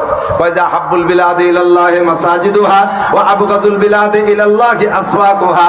আল্লাহ পাক আমারে শিখিয়ে দিয়েছেন, জানাই দিয়েছেন, সারা দুনিয়ার ভিতরে সবচাইতে ভালো জায়গার নাম হলো মসজিদ, আর সবচেয়ে খারাপ জায়গা হলো বাজার। সবচেয়ে খারাপ জায়গা কি? এভাবে কঠিন কঠিন প্রশ্ন করেও ইহুদিরা নবী পাককে হারাইতে পারে নাই। আরে বর্তমান জামানার সব পণ্ডিত মিলেও যদি বসে, আমার নবীকে হারাইতে পারবে? হুজুর কয় বুঝছো মুআল্লিমা, আমারে উস্তাদ বানাইছে, বয় পড়াই ছাড়িয়ে দেবো সবগুলো রে, ঠিক কিনা? আমার নবীকে যেই মাধ্যমে পড়াইছে তার নাম কোরআন, কিতাবখানার নাম কি? আমরা জেনারেল পড়াশোনা করি, আমার স্কুল কলেজের ভাইরা বলো, ক্লাস 10-এ 10টা সাবজেক্ট আছে, 10টা সাবজেক্ট মিলে একটা গাইড আছে, গাইডটার নাম রাখছে 1-এর মধ্যে 10 আছে না গাইড? আবার কোনটা লেখে 1-এর মধ্যে সব, 1-এর মধ্যে সব আর 1-এর মধ্যে 10, আর কোরআন শরীফ বলে 1-এর মধ্যে 104। যেরকম সুবহানাল্লাহ। তৌরাত জবুর ফুরকান, তৌরাত জবুর সহ আগের সব কিতাব আমার কোরআনের মধ্যে আছে, আর আমার নবীকে সেই কোরআনের ইলম দিয়েছে, যালিকাল কিতাবুল লা রাইবা ফি। এমন কোরআন বিদ্বেষী জগৎ চলতেছে বর্তমানে, সারা দুনিয়ার সবাই মিলে কোরআনকে শেষ করে দেওয়ার অভিযান চালাইতেছে, কোরআন ওয়ালাকে ধ্বংস করে দেওয়ার আন্দোলন চালাইতেছে। কথা বলেন ঠিক ঠিক না? কোন জাতির উপরে কোনো আক্রমণ নাই, সকলের সম্মিলিত আক্রমণ। মুসলমান মারো, হিন্দুদের খেয়াল মুসলমান শেষ করো, বুদ্ধদের পরিকল্পনা মুসলমান শেষ করো, খ্রিস্টানদের পরিকল্পনা মুসলমান শেষ করো, এগুন্দার পরিকল্পনা মুসলমান শেষ করো। এই মুহূর্তে কোরআন আর মুসলমানের বিপক্ষে সকলের শত্রু। এত শত্রুতা করেও আমার কোরআনকে নষ্ট করতে বিলকুল সম্ভব হচ্ছে আর পারবে? কথা বলেন পারবে? আরে লেখা কোরআন পোড়াবি, সিনার কোরআন কি দিয়ে পোড়াবি? লেখা কোরআন পড়াবি, সিনার কোরআন কি দিয়ে পড়াবি? সারা দুনিয়ার সমস্ত কিতাব শেষ করে দিবি। আল্লাহর রহমতে মাত্র 1 ঘন্টা সময় পাইলে আমার হাফেজ সাহেবরা 1000 হাজার হাজার কপি কোরআন শরীফ লিখে দিতে পারবে কি পারবে না? আল্লাহু আকবার। আমার নবীকে আল্লাহ তাআলা পরিপূর্ণ জ্ঞান দিয়ে তৈরি করেছে। মানুষকে মানুষে ভালোবাসে 4টে দিক তাকাইয়া, 4 দিক তাকাইয়া ভালোবাসে। কয় দিক? 4টে গুণে ভালোবাসে। আমি বলি মুখস্থ রাখেন 4 গুণ। 1 নম্বরে জামালাত, 2 নম্বরে কামালাত, 3 নম্বরে নওয়ালাত, 4 নম্বরে কারাবাত। 1 নম্বরে জামালাত মানে রূপ, সৌন্দর্য। চেহারার ভক্ত সবাই, কতক্ষণ নিজে দাঁড়কা ওসার মতো কালা, অথচ মাইয়ে বিয়ারবে প্রিয়াঙ্কা চোপড়া। এইরকম মন মানসিকতা নিয়ে আসে না কতক্ষণ না, যে নিজের একটু আয়নার মধ্যে দেয় যে আমি যারা চয়েস করতেছে সে কি আমার চয়েস করবে? সৌন্দর্য রূপকে সবাই ভালোবাসে, আল্লাহ ভালোবাসে। তবে দোস্ত, সারা দুনিয়ার যত রূপ আল্লাহ তাআলা বাজেট করেছে, মানবিক রূপের ভিতর দিয়া আল্লাহ তাআলা একটা বন্টন করছেন। এই মানবিক রূপের উপরে বন্টনের আগে আল্লাহ তাআলা আমার আপনার নবীকে রূপ দিয়েছেন। জোরে কোন সুবহানাল্লাহ। সিদ্দিকা আয়েশা রাদিয়াল্লাহু তাআলা আনহা বলেন, রাতের বেলায় নবী যখন ঘরে থাকতেন, রাতের বেলা যখন নবী ঘরে থাকতেন, নবী যতক্ষণ পর্যন্ত হুজুরের নুরানি ফোকাসকে ইচ্ছাকৃতভাবে হুজুর দাবায় না রাখতেন, অতক্ষণ পর্যন্ত ঘরটা একেবারে পরিপূর্ণ আলো হয়ে থাকতো। যার কারণে উনি একটা শের পড়েন, আরবিতে বলে আয়েশা, লানা শামসুন ওয়ালিল আফাকে শামসুন, লানা শামসুন ওয়ালিল আফাকে শামসুন, ওয়া শামসি আফদালু শামসিস সামাই, ফা ইন্নাশ শামসা তাতলাউ বাদা ফাজরিন, ওয়া শামসি তাতলাউ বাদাল ইশাই। জোরে কোন সুবহানাল্লাহ। আরে আমার নবীর চেহারা সূর্যের চাইতে উজ্জ্বল। সূর্যের সাথে নবীকে তুলনা করলে নবীকে খাটো করা হবে, কতক্ষণ না কেন? মা আনতা মাদিহুহা ইয়া মাইয়ুশাব্বিহুহা বিশামসি ওয়াল বাদারি লা বালান্তা হাজিহা। আল্লাহু আকবার। আমার নবীকে যদি সূর্যের সাথে তুলনা করো, চন্দ্রের সাথে তুলনা করো, তাহলে আমার নবীকে খাটো করা হবে। চন্দ্র আর সূর্যের চাইতে রূপের দিক দিয়ে নবী অনেক উপরে। কথা বলেন ঠিক কি ঠিক না? তাহলে রূপ দেখে যদি ভালোবাসতে হয়, তাহলে আমার নবীকে ভালোবাসতে হবে। এবার নবীর রূপের পরে যাইয়া মানবিক রূপকে আল্লাহ তাআলা ভাগ করছে। গোটা মানব জাতির জন্য যে রূপ আল্লাহ বরাদ্দ করছে, তার অর্ধেক একা ইউসুফ আলাইহিস সালাম রে দিয়েছে। আরে খেয়াল করে নাই? যত রূপ একটা বরাদ্দ আছে না, বাঘের এই রূপ, সিংহর এই রূপ, গরুর এই রূপ, ছাগলের এই রূপ দেব, ঘোড়ার এই রূপ দেব, মানুষের এই রূপ দেব। তো এই মানুষের যে রূপটা, এইটা আল্লাহ ভাগ করে অর্ধেক দিয়েছে একা ইউসুফ আলাইহিস সালামকে। আর যে অর্ধেক, সেই অর্ধেকের অর্ধেক দিয়েছে ইউসুফ আলাইহিস সালামের দাদি রে। তা দাদি আর পুতা মিলে পাইয়ে গেছে 75 ভাগ। আর যে 25 ভাগ, তাই আমরা সবাই যে সারা দুনিয়া জুড়ে চলতেছে সেই 25 ভাগ। আর তাই আমরা কি একটা জাররা, একটা কণা পরিমাণ, অনু পরিমাণও কি ভাগে পাইছি? যা পাইছি তারির জ্বালায় একজন আর একজনের মহাব্বতে বড়িয়ে কচু গাছের সাথে গলায় দড়ি দিয়ে মরতেছে। ওই টাওয়ারের মাথায় লাফাই পড়ে মরতেছে। যজ্ঞ সেটা পরের ব্যাপার। ইউসুফ আলাইহিস সালামের এই রূপের ভক্ত হইয়া মিশরের মহিলারা লেবু কাটতে যে হাত কেটে ফেলাইছে। আর আমার নবীর মুহাব্বতে আরবের মুসকাফেররা মুসলমান হইয়া হাজার হাজার সাহাবায়ে কিরাম স্ত্রীকে বিধবা কইরা, সন্তানকে এতিম বানাইয়া, মায়ের কোলে খালি করিয়া বুকের তাজা রক্ত ঢেলে দিয়া গলা কাটাই দিয়ে শহীদ হয়ে গেছে। ইউসুফ আলাইহিস সালামের রূপের চাইতে রূপগত দিক দিয়ে আমার নবী অনেক উপরে। কথা বলেন ঠিক কি ঠিক না? ইউসুফ আলাইহিস সালামকে খাটো করি নাই, কিন্তু বড় করে রেখেছি আগে। কোন নবীকে খাটো করা ঠিক না। আমরা যেভাবে বলতে যাই, আমার নবীকে একটু ভালোবেসি বাসতে যাইয়া অন্য নবীকে একটু বলতে যাই, একটু খাটো করে বেলাই দেই। এ কথা হুজুর বলেন, এই তোমরা কেউ আমার চাইতে অন্য নবীরে খাটো করবা না। ইউসুফ আলাইহিস সালাম, মুসা আলাইহিস সালাম, ঈসা নবীরে আমার চাইতে ছোট বলবা না। ওনারা অনেক দামি নবী, তোদেরকে দাম দিয়েছেন, কিন্তু আমার অন্তরে থাকতে হবে আমার নবী সবচাইতে দামি। কথা বলেন ঠিক না? আমার নবী সর্বশ্রেষ্ঠ। এই মহব্বত আমার অন্তরে থাকতে হবে। জামালাত। এক সাহাবা বলতেছেন পূর্ণিমার চাঁদ, পরিষ্কার আকাশ, নবী পাক বসা ঘরের ভিতরে, আমি দেখতেছি নবীর চেহারা। তো আমি একবার দরজার কাছে যা নবীর চেহারা দেখে আসি, আর একবার বাইরে এসে চাঁদের দিক তাকাই। তা আমি মিলাতে পারতেছি না যে কোন চেহারাটা ভালো। পরে আমার কাছে 100% শিওর হয়ে গেছে আমার নবীর চেহারা চাঁদের চাইতেও অনেক সুন্দর। আল্লাহু আকবার। সিদ্দিকা আয়েশা বলেন সবার সূর্য ফজরের পরে ওঠে আর আমার সূর্যটা ঈশার পরে ওঠে। নবী ঈশার নামাজ পড়ে ঘরে যাইতেন, মনে হয় যেন ঘরের মধ্যে সূর্য উঠছে। তাহলে যদি রূপের দিক তাকাইয়া ভালোবাসি, আমার নবী সবচাইতে বেশি ভালোবাসা পাবে কি পাবে না? জামালাত, কামালাত, যোগ্যতা, আমার নবীর চাইতে যোগ্য মানুষ জগতে আর আসে নাই। কথা কন না কেন? আর আসবে? কথা বলেন। যেই মানুষটাকে দেখে অনুসরণ করে আপনার ব্যক্তি জীবন গড়তে পারবেন। একটা একটা করে বলতে গেলে অনেক সময় লাগবে। কথা কত সময় লাগবে? 30 পারা কোরআন শরীফকে বড় বড় যোগ্য মুফাসসিরিন দ্বারা তাফসীর করাইতে গেলে শত শত বছর লেগে যাবে, শত শত বছর লেগে যাবে, তারপরও কামা হকু হবে না। তো সমস্ত মুফাসসিরিন মিলে 30 পারা কোরআন শরীফের তাফসীর করাও যা, বিশ্বনবী সাল্লাল্লাহু আলাইহি সাল্লামের আখলাক আর চরিত্রের আলোচনা করাও তা। কাজেই অত আলোচনা করে পারা যাবে না। আমার নবীর ব্যক্তি জীবনটা অনেক সুন্দর, কামালাত, যোগ্যতায় ভরপুর। পারিবারিক জীবন সুন্দর। হুজুর নিজে স্ত্রীদের সাথে রুটি বানাইতেন, হুজুর নিজে স্ত্রীদেরকে রুটি আটা সেনে দিতেন, হুজুর নিজে লাকড়ি জমা করতেন, হুজুর নিজের কাপড় নিজে ধুইতেন, হুজুর আলাইহিস সালাম নিজের জুতা নিজে পরিষ্কার করতেন, নিজের কাপড় নিজে সেলাই করতেন, বুতামটা নিজে হাতে লাগাইতেন, স্ত্রীদের সাথে কাজে এভাবে সহযোগিতা করতেন। সাংসারিক জীবনে এত সুন্দর ছিল, কোনো স্ত্রী হুজুরের সম্পর্কে অভিযোগ করার সুযোগ ছিল না। আমরা কয়জন পুরুষ আছি স্ত্রীদের কাছে 100% প্রশংসার যোগ্য? বেশিরভাগ মহিলারা উল্টো পাল্টা। 3-4 জন বসলেই দেখবেন কি কয়, কান পাইতে একটু আড়ালে যে শুনেন। এক মহিলা আর এক মহিলারে জিজ্ঞেস করে, ভাই আপা ভাইজান কেমন? আরে দামলা, আস্ত একটা দামলা, ও আবালের কথা বাদ দে। আপনার স্বামী কেমন? কয় ও তো নুচ্ছ, দেশ নে বাড়ি আসে না। প্রশংসা করতেছে। আপনার স্বামীর কেমন? কয় যে চোরের ঘরে তার কায়দা নাই। আপনার স্বামী কেমন? ও তো মদখোর, মদখোর, রাত্রি যখন বাড়ি আসে মদের গন্ধ কয় গালে। আপনার স্বামী কেমন? কয় বিড়ির গন্ধ জ্বালায় ওর জামাও নাহে দেওয়া যায় না। আরো আরো অনেক দিক আছে, খুঁজে দেখবেন।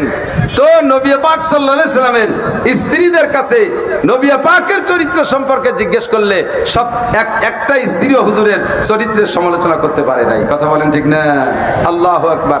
তো যদি বলি যোগ্যতার দিক দিয়ে মানুষকে ভালোবাসতে হয়, তাহলে আমার নবী সর্বশ্রেষ্ঠ যোগ্যতা সম্পন্ন। কাফের মুশরিকরা পর্যন্ত নবীর যোগ্যতার সম্পর্কে প্রশংসা করেছে। 3 নম্বরে কামালাত, জামালাত, কামালাত, নওয়ালাত। নওয়াল মানে দান, অনুদান। দানের দিক দিয়ে হুজুর সাল্লাল্লাহু আলাইহি ওয়াসাল্লাম কারিহাল মুরসালা, হাদিসের শব্দ এরকম আছে, কারিহাল মুরসালা, প্রবাহিত বাতাসের মতো। কোটি কোটি টাকার সম্পদ আসছে সন্ধ্যার আগে, হুজুর সন্ধ্যার আগে সম্পূর্ণ টাকা বন্টন না করে দিয়ে ঘরে ঢুকতেন না। যদি বন্টন করে সারতে না পারতেন তাহলে হুজুর রেখে দিতেন যে কালকে এই পর্যন্ত, আজকে বন্টন করলাম, আগামীকাল এটা বন্টন করব। ওই মাল বন্টন না করা পর্যন্ত হুজুরের রাতের বেলাও ঘুম হইতো না। হুজুর আলাইহিস সালাতু ওয়াস সালাম উন্মুক্ত হাতে খরচ করতেন, নওয়ালাত। আর হুজুরের দান তো রয়েই গেছে আমাদের উপরে, বিশাল দান। সেই দানেরই আমরা চলতে তালে আছি। আল্লাহু আকবার। 4 নম্বরে কারাবাত, নিকটতম। নবী যে যত নিকটে হয়, একটা মানুষের সাথে একটা কুকুরও যদি কিছুদিন ঘোরাফেরা করে, চলাফেরা করে, দেখবেন কুকুরটার প্রতি একটা ভালোবাসা হয়ে যায়। যায় কি যায় না? আপনি একটা খাসি পালছেন, একটা খাসি কুরবানির 6 মাস আগেতে পালতেছেন। আপনি বাড়ি আসার সাথে সাথে ডাঙ্গার থেকে আসলে, মাঠের থেকে আসলে খাসিটা আইসা দেখবেন আপনার খালি গায়ে এই ঘামিয়ে গেছেন, লবণ লবণ ও জিব্বেতে চাটিয়ে দেয়, চাটতে চাটতে আপনার মুখও চাটিয়ে ছুটিয়ে একেবারে টান টান করে বেলায় দেয়। আপনি যখন খাইতে বসেন, কাছে যেয়ে বসে, আপনি যে জায়গা বসেন পাশে যেয়ে বসে, লেজ দিয়ে আপনারা ছোট ছোট করে সুরসুরি দেয়, মাথায় দিয়ে একটু গুঁতো দেয়, তার সাথে একটা আলাদা পীড়িত হয়ে গেছে। এই ছাগলটারে কোরবানি দিতে গেলে আপনারও চোখ দিয়ে পানি চলে আসে। মানুষের সাথে মানুষের উঠা বসার কারণে ভালোবাসা হয়, পশু প্রাণীর সাথেও ভালোবাসা হয়। এরকম বলে কারাবাত, নৈকট্যতা। আমার নবীর সাথে আমরা কত নিকটে, আল্লাহ পাক বলেন নিজেই, আন-নাবিয়্যু আওলা বিল মুমিনিনা মিন আনফুসিহিম। প্রত্যেক নবী, বিশেষ করে তোমাদের নবী মুহাম্মদুর রাসূলুল্লাহ সাল্লাল্লাহু আলাইহি সাল্লাম তোমার জন্য এত নিকটে যে তুমি তোমারে নিজেরে যতটুকু ভালো না বাসো, তোমার নবী তোমাকে তার চাইতে বেশি ভালোবাসে। সুবহানাল্লাহ। এই জন্য যেদিকে তাকাবো সেই দিকেই আমার নবী আমার কাছে ভালোবাসা পাওয়ার যোগ্য কিনা। এবার নবী পাক সাল্লাল্লাহু আলাইহি সাল্লাম সম্পর্কে আল্লাহ পাক বলেন, ও বন্ধু দুনিয়ার মুসলমানরা, কুল ইন কুনতুম তুহিব্বুনাল্লাহ, নবীকে বলতে বলছেন উম্মতরে একটু কয়ে দাও, উম্মতরে একটু বলে দাও, কুল ইন কুনতুম তুহিব্বুনাল্লাহ, হে নবী তুমি উম্মতকে বলো ইন কুনতুম তুহিব্বুনাল্লাহ, আমরা নবীরে ভালোবাসি, উলামায়ে কিরামরে ভালোবাসি, মসজিদ মাদ্রাসা ভালোবাসি, দান খয়রাত করতে ভালোবাসি, এতিম অসহায়কে ভালোবাসি। এই সব ভালোবাসার উদ্দেশ্য কি? যাতে আমরা আল্লাহর কাছে ভালোবাসা পাই। কথা কন না?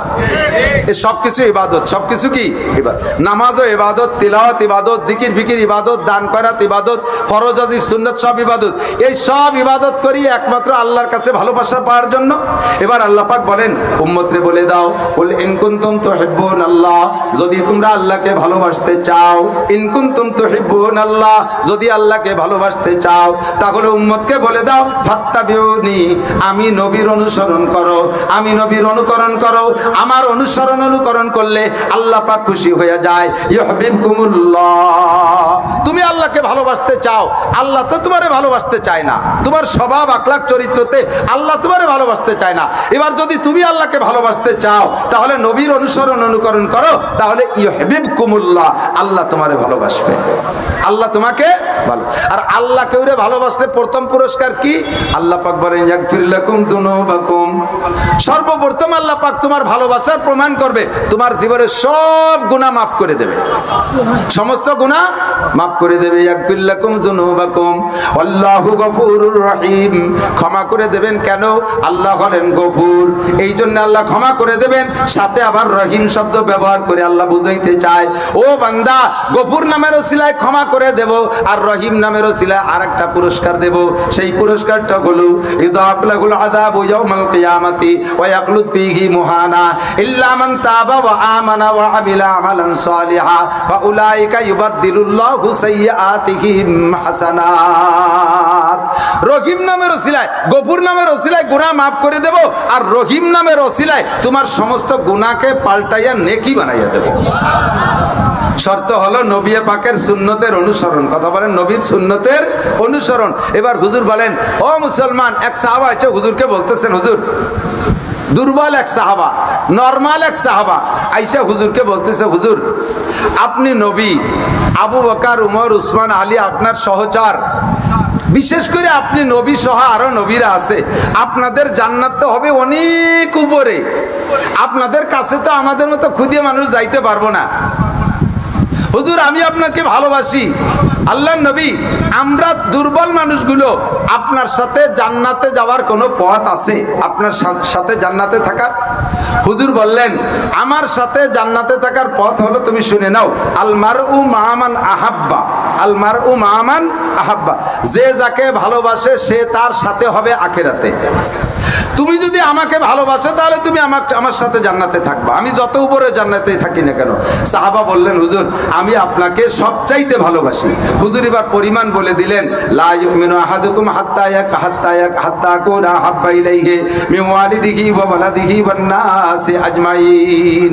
তুমি আমারে ভালোবাসো ঠিক, ভালোবাসার পরিমাণ কতটুক? কয় কি আমাকে অতক্ষণ পর্যন্ত পূর্ণ ভালোবাসা হবে না যতক্ষণ পর্যন্ত তুমি আমাকে তোমার আব্বার চাইতে, তোমার মায়ের চাইতে, তোমার সন্তানের চাইতে, হাত্তাকে এমনকি তোমার নিজের চাইতে আমি রাসূলকে ভালো না বাসবে, অতক্ষণ পর্যন্ত আমার ভালোবাসা পূর্ণ হবে না।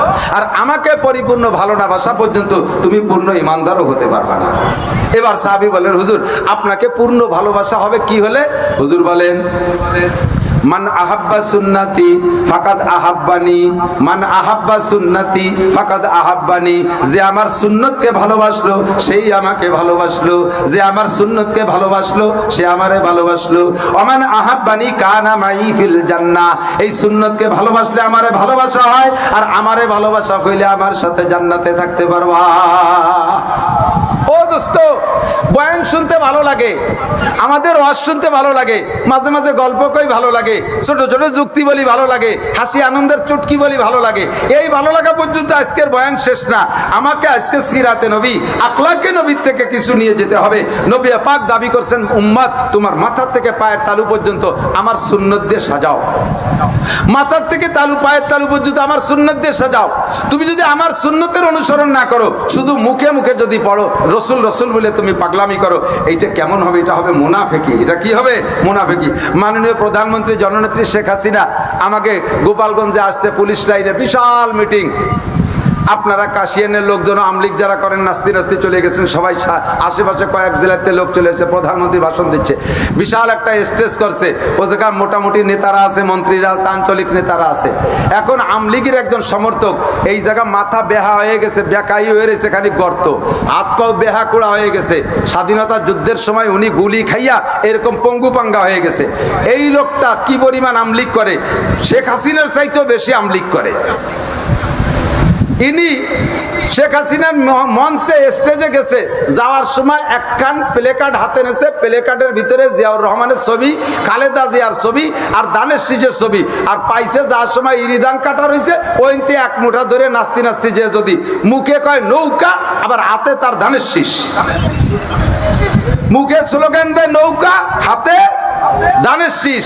এই লোকটাকে উঠাইয়া কি স্টেজে প্রধানমন্ত্রীর পাশে বসাবে? সবাই বলবে যে এটা এক নম্বর মুনাফিক। কথা কন না কেন? ও মুখে কয় দানের শীষ আর হাতে, মুখে কয় নৌকা আর হাতে তার দানের শীষ, সেম কোয়ালিটি। আপনার টুপিটা সুন্নতি না, আপনার দাড়ি সুন্নতি না, আপনার মোজ সুন্নতি না, আপনার পোশাক সুন্নতি না, আপনার প্যান্ট পাজামা সুন্নতি না, আপনার ঘরে দস্তারখান নাই, আপনার ব্যবহারে পেশাব পায়খানা ঢিলা কুলুপ নাই, আপনার পকেটে একটা মেসওয়াক নাই, নবীর সুন্নত আপনার কোনো জায়গা নাই, আর আপনি ফকত লা ইলাহা ইল্লাল্লাহ মুহাম্মাদুর রাসূলুল্লাহ, আপনি আশিক রাসূল বলে দাবি করেন, এটাও সেই রকম একটা মুনাফিকি ছাড়া আর কিছুই না। কতক্ষণ? কাজেই আমাকে আপনাকে সুন্নতের অনুসরণ করতে হবে, নবী পাকের আদর্শ থেকে আদর্শ শিখতে হবে। নবী পাকের সব কিছু একটা একটা করে বলতে গেলে অনেক সময় লেগে যায়। আমি 8টা পর্যন্ত সময় নিয়েছি, 7:45 বাজে গেছে। তো দোস্ত, আল্লাহর রহমতে আমি বলি, এদিক তাকান, আপনাদের আমাদের কাশিয়ানির ভিতরে তো শিক্ষা প্রতিষ্ঠান অনেকগুলো আছে, কোন শিক্ষা প্রতিষ্ঠানের সমালোচনা করতেছি না, আমি আমারটার প্রশংসা করতেছি।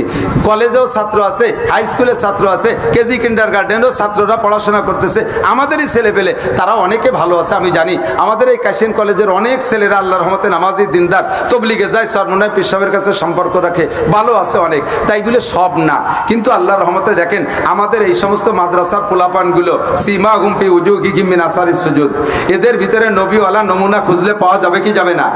তাদের ভিতরে চেহারা ভিতরে সিজদার নূর খুঁজলে পাওয়া যাবে কি যাবে না? ছোট্ট ছোট্ট পোলাপান কি সুন্দর পোশাক পরছে, ছোট্ট ছোট্ট পোলাপান পাগড়ি পরছে। কালকের আগের দিন মনে হয় এই মামুন ফেসবুকে দেশে এই মাদ্রাসার অভিভাবক সম্মেলন ছিল মনে হয় কালকে, তার ভিতরে দেশের ছবির ভিতরে ছেলেগুলোরে দেখলে মনে হয় যেন সব ফেরেশতা কাতার ধরে বসে রয়েছে, ফেরেশতা যেন কাতার ধরে বসে রয়েছে, মাথায় সুন্দর পাগড়ি, গায়ে তাদের সাদা জামা। জীবনেও তারা অকথ্য ভাষায় গালাগালি করে না। রাস্তাঘাটে আপনাদের আমাদেরকে দেখলে বিনয়ের সাথে একটা সালাম দেয়। মাদ্রাসার ছাত্ররা মদ গাঁজা ইয়াবা ফেনসিডিল খায় না, হিরোইন খায় না, এর ডিলারি করে না, কেনা বেচা করে না, পরের মেয়ের গায়ে অ্যাসিড মারে না, পরের ঘরে সিং কেটে চুরি করে না, রাস্তাঘাটে রশি টানে মোটরসাইকেল কাটিয়ে নেয় না, বড় পার্টি যাইয়া রাস্তাঘাটে গাছ কাটিয়ে ভেলাই দিয়ে প্রাইভেট কার বাস টাস ডাকাতি করে না। যত সভ্যতা ভদ্রতা আল্লাহর রহমতে মাদ্রাসার ছাত্রদের মধ্যে পাওয়া যাবে কি যাবে না? একটু স্বীকার করেন, যায় কি যায় না? আপনাদের দেখলে এরা সালাম দেয়, কতক্ষণ দেয়? সালাম দেয়, মিষ্টি ভাষায় কথা বলে, অকথ্য ভাষায় গালি শুনছেন কখনো? মাদ্রাসার ভিতরে পোলাপান গালাগালি কাজাকাজিও করে না। যখন খানা খাইতে বসে দস্তারখান বিছিয়ে খানা খায়, বাথরুমে যাবেন ঢিলা কুলুক পাবেন, পকেট খুঁজবেন মেসওয়াক পাবেন, শেষ রাত্রে যাবেন দেখবেন যে প্রত্যেকটা মাদ্রাসা সজাগ হয়ে গেছে, রাত 3টের পর আর ওরা বিছানায় থাকে না, অজু গোসল করিয়া। ছোট ছোট পোলা আপনার বাড়ি থাকতে যেই ছেলেটা ফজরের সময় ঘুম থেকে উঠতে পারতো না, বেলা 8টার আগে ঘুম থেকে উঠতো না, আপনিও তারে উঠতে দিতেন না লেপের নিচ থেকে, তার ঘুমের ক্ষতি হলে তার মাথায় খারাপ হবে এরকম বলে সন্দেহ করতেন। সেই ছেলেটা মাদ্রাসা আইসে, তারে ডাকা লাগে না, বলা লাগে না, রাত 3টের সময় উঠা অজু গোসল যা দরকার সাইরা এরপরে তাহাজ্জুদ 2-4 রাকাত পড়ে আমার আপনার জন্য দোয়া করে, দেশের জন্য দোয়া করে, জাতির জন্য দোয়া করে, সরকারের জন্য দোয়া করে, গোটা দেশের জন্য দোয়া করে, মুসলিম উম্মার জন্য দোয়া করে। এরাই হলো একমাত্র আমাদের জন্য দোয়ার মাধ্যম। এদের ওসিলায় আল্লাহ তাআলা আমাদেরকে খাওয়াচ্ছে, পড়াচ্ছে, বাঁচায় রাখতেছে। হাদিসে আছে লা তাকুমুস সাআ হাত্তা ইউকালা ফিল আরদি আল্লাহ আল্লাহ। অতদিন পর্যন্ত দুনিয়া ধ্বংস হবে না, দুনিয়ায় কিয়ামত হবে না, যতদিন পর্যন্ত জমিনের উপরে একজন মানুষ থাকবে আল্লাহ বলনেওয়ালা। আল্লাহ বলনেওয়ালার ওসিলায় আল্লাহ তাআলা দুনিয়া টিকেই রাখছেন। এখন আল্লাহ বলনেওয়ালা দুনিয়ায় কতদিন থাকবে? যতদিন আল্লাহ বলানেওয়ালা থাকবে। কতক্ষণ? যতদিন আল্লাহ বলানেওয়ালা থাকবে। আল্লাহ বলানেওয়ালা কে? স্কুলে আল্লাহ বলায় না, কলেজে আল্লাহ বলায় না, বিশ্ববিদ্যালয়ে আল্লাহ বলায় না, বরঞ্চ আল্লাহ ভুলায়। কথা বলেন না কেন? বরঞ্চ সেসব প্রতিষ্ঠানে আল্লাহ ভুলায় বিভিন্ন প্রকার যুক্তিবিদ্যা পড়াইয়া আল্লাহ নাই, সৃষ্টিকর্তা নাই বলে বোঝানোর চেষ্টা করে। এই আল্লাহ বলানোর প্রশিক্ষণ কেন্দ্র মাদ্রাসা। এখান থেকে উলামায়ে কিরাম তৈরি হয়, আমরা মাঠে ময়দানে বয়ান করি, আমরা আপনাদেরকে আল্লাহর প্রশিক্ষণ দিচ্ছি। তো উলামায়ে কিরাম আমরা বয়ান করতেছি, আল্লাহ বলার প্রশিক্ষণ দিচ্ছি, আমরা জন্ম নিচ্ছি মাদ্রাসায়, আমাদের কেন্দ্র হলো মাদ্রাসা। কাজেই এক কথায় লাস্টের রেজাল্ট বলা যাবে, যতদিন পর্যন্ত দুনিয়ায় মাদ্রাসা থাকবে অতদিন দুনিয়া থাকবে। যতদিন মাদ্রাসা থাকবে অতদিন দুনিয়া থাকবে। যে সময় মাদ্রাসা থাকবে না তো দুনিয়াও থাকবে না, কারণ আল্লাহ বলনেওয়ালা থাকবে না, আস্তে আস্তে সব শেষ হয়ে যাবে। এজন্য দুনিয়ার হায়াত যদি বাড়াইতে চাই, আমার আপনার জাগতিক সুখ শান্তি কিছুদিন করতে চাই, আল্লাহ আমাদের সবাইরে বাঁচায় রাখুক, হায়াতে তৈবা বাড়াই দিক, সবাই বলেন আমিন। তাহলে আমাদের যে কোনোভাবে একটি ধর্মীয় প্রতিষ্ঠানগুলোকে তৈরি করে রাখতে হবে। ধর্মীয় প্রতিষ্ঠান সরকার এক পয়সাও দেয় না, আমরা সরকারের কাছে চাইও না, কারণ আমাদের যে পরিমাণ প্রয়োজন সরকার দিয়ে পারবে না। নানুপুর মাদ্রাসায় গিয়েছিলাম গত বছর মাহফিলে, নানুপুর চট্টগ্রাম নানুপুর মাদ্রাসা, আমি ওখানে পড়েছি। নানুপুর মাদ্রাসায় প্রত্যেক একদিনে 82 মণ চাউল লাগে বোর্ডিংয়ে। আমাকে কাশিয়ে নিয়ে এই মাদ্রাসায় এক মাসে 82 মণ লাগে না, 2 মাসেও লাগে না, 4 মাসেও লাগে না 82 মণ, বা 4 মাসে লাগে। আর তাকে একদিনই লাগে 82 মণ। হাটাজারি এরকম লাগে, পটিয়া এরকম লাগে, যাত্রাবাড়ি এরকম লাগে, এরকম হাজার মাদ্রাসা আছে। এত আমাদেরকে সরকার দিতে পারবে না, সরকারের কাছে আমরা চাইও না, কারণ সরকারের কাছে তো যদি খাই, যার খাতি হবে তার গাতি হবে, যার খাতি হবে তার গাতি হবে। কাজেই করোনার সময় আসলে সরকার বন্ধ হয়ে দেবে, আমাকে বন্ধ হয়ে বসে থাকতে হবে। আমরা সরকারের খাই নেই বিদায়, সরকারের কথাও জায়গা শুনি নেই, আমরা করোনার মধ্যে মাদ্রাসা খোলা রাখছি। আল্লাহর রহমতে আমাকে একটা তালবে ইলমও মরি নেই, একটা আলেম তালবে ইলমে করোনা আক্রান্ত হয়ে মরে নাই।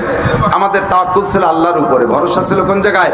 আল্লাহর উপরে। আল্লাহ আমাদেরকে হেফাজত করছে। তো এই দেখতে দেখতে কত সুন্দর, অল্প কয়েকদিনের ভিতরে এই মামুন আর এটা আব্দুল করিম আসছে। সেদিনকে আইসে এই জায়গা, সে ঘর দুয়ারও ছিল না, রাস্তার পর একটু ঘর বোনায় দেখলাম প্রথম আইসা। তাও শুরুই করছি, তো আমি সবসময় আছি সাথে, টাকা পয়সা দেই আর না দেই, এদের সাথে থাকি। তো সেই থেকে দেখতেছি মাত্র কয় বছরের ভিতরে আল্লাহ তাআলা কত বড় ভবন করে দিয়েছে, অত্যাধুনিক সুন্দর করে করছে। হেফজখানা, কেরাতখানা, জামাতখানা এর সাথে মিলে এই বিল্ডিং হবে। ওই যে আল্লাহর ঘর মসজিদ, কত সুন্দর। সেদিনকেও ছিল, গত বছর দেখে গেছি টিনির ঘর। আল্লাহ বাসিলে আর 1 বছরের মাথায় ওটা সুন্দর বিল্ডিং হবে। এই বিল্ডিং হয়ে যাচ্ছে, হাজার ছাত্রের সমাগম হবে এই জায়গা শুধু আপনারা যে কজন বসা আছেন এর চেয়ে বেশি হবে মাদ্রাসার ছাত্র ইনশাআল্লাহ। আপনাদের বিশ্বাস আছে? আমার বিশ্বাস হয়ে গেছে, কারণ সেদিন 5টা 4টা ছেলে দিয়ে শুরু করলো, আর আজকে সেই মাদ্রাসায় 300-400 ছাত্র হয়ে গেছে, 500-র উপরে ছাত্র হয়ে গেছে। বলেন আলহামদুলিল্লাহ। আপনাদের ছেলেদেরকে পড়ান। আমি এ জায়গা পড়ানোর ব্যাপারে একটু কইতে চাই, যেহেতু সময় কম বিধায় কথা খাটো করিয়া মাথায় নিয়ে আসছি। ছাত্রদেরকে পড়ান, মাদ্রাসায় পড়ান, ঠকবেন না। স্কুল কলেজে পড়ানোর পরেও চাকরি হয় না। স্কুল কলেজে পড়িয়া চাকরি হবে এর কোনো গ্যারান্টি আছে? কতক্ষণ আছে? বরঞ্চ এ কথায় 100% বলা যায় যে স্কুল কলেজে যত বেশি লেখাপড়া করবেন, চাকরি ধরতে তত বেশি টাকা লাগবে। MA পাস করে চাকরি করতে যে পরিমাণ টাকা লাগে, BA পাস করে চাকরি করতে অত টাকা লাগে না। BA পাস করে চাকরি ধরতে যে টাকা লাগে, IA পাস করে চাকরি ধরতে অত টাকা লাগে না, কমই লাগে। আর মোটেই লেখাপড়া না জানলে আল্লাহর রহমতে বিনি পয়সায় চাকরি পাওয়া যায়, গার্মেন্টসে ঢুকলেই চাকরি দেয়। আর BCS পাস করে চাকরি ধরতে গেলে সে জায়গায় 1 কোটি টাকা লাগে ঘুষ। তাহলে ওয়া পড়িও এমনি চাকরি হয় না, ইয়া পড়িও এমনি চাকরি হয় না। আবার ওয়া পড়লে দুনিয়া একটু পাওয়া যায়, আখেরাত মোটেই পাওয়া যায় না। আর ইয়া পড়লে দুনিয়া চাকরি পাই আর না পাই, আখেরাতের মধ্যে কোনো সন্দেহ। আর আমি আরো বলি, সরকার মাঝে মাঝে পেপার পত্রিকায় সাংবাদিকরা দেয় যে বাংলাদেশে 50 লক্ষ শিক্ষিত যুবক বেকার, বাংলাদেশে 1 কোটি শিক্ষিত যুবক বেকার। আল্লাহর রহমতে কোনো পত্রিকায় আমি কোনোদিন পড়ি নাই যে বাংলাদেশে একটা মৌলবী বেকার। কোনো খাতায় লেখা নাই একটা মৌলবী বেকার। যে কোনো ছোট কাজ বড় কাজ একটা না একটা কাজে আল্লাহ তাআলা লাগাইয়া রাখছে, রুজির ব্যবস্থা করেই দিচ্ছে। ফাঁকে সবচাইতে লাভ হবে হলো আপনার জানাজার ইমামতি করতে পারবে, আপনার জন্য রব্বির হামহুমা পড়তে পারবে, আপনার কিয়ামতে লাভ হবে। দুনিয়ায় ইনশাআল্লাহ তার মধ্যে দুটি নুননুটি যদি ভাত পানি পান, ইনশাআল্লাহ মৌলবীটার মাধ্যমেই পাইবেন।